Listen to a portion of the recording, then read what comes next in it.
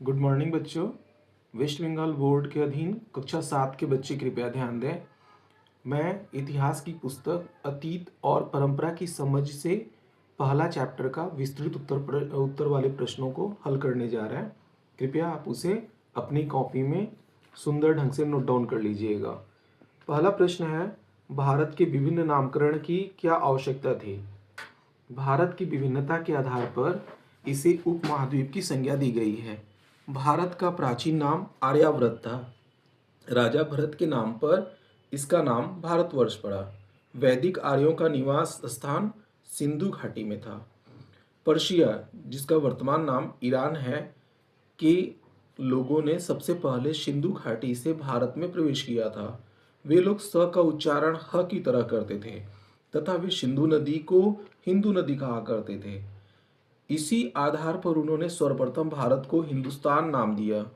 ये लोग सिंधु का बदला रूप हिंदू और यहाँ के निवासियों के लिए भी इसी शब्द का प्रयोग करते थे। भारत के लिए प्रयुक्त इंडिया शब्द की उत्पत्ति ग्रीक भाषा के इंडोस से हुई और उन लोगों ने ही सबसे पहले भारत को इंडिया कहना शुरू किया। अब हम अगले प्रश्न की ओर बढ़ते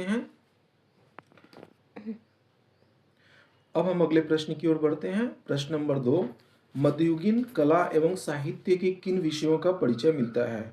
मध्ययुगीन कला एवं साहित्य से किन विषयों का परिचय मिलता है?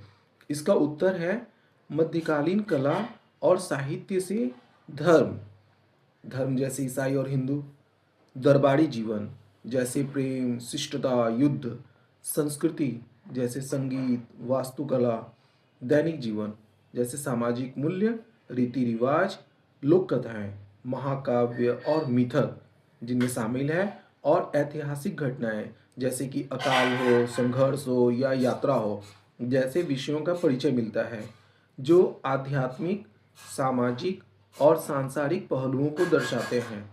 भारतीय संदर्भ में यह भक्ति आंदोलन, सल्तनत और मुगल काल के सामाजिक राजनीतिक जीवन और विभिन्न भाषाओं यथा फारसी, उर्दू या क्षेत्रीय कोई भी भाषा के विकास को भी दिखाता है।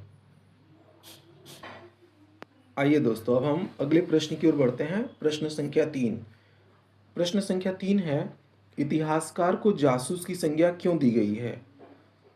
तो इसका उत्तर है, इतिहासकार प्राचीन वस्तुओं, शिलालेखों, कागजों एवं अन्य स्रोतों से सुराग ढूंढते हैं, बिल्कुल वैसे ही जैसे कि जासूस किसी जांच में सुराग ढूंढते हैं। दोनों ही घटनाओं के पीछे के कारणों व सच को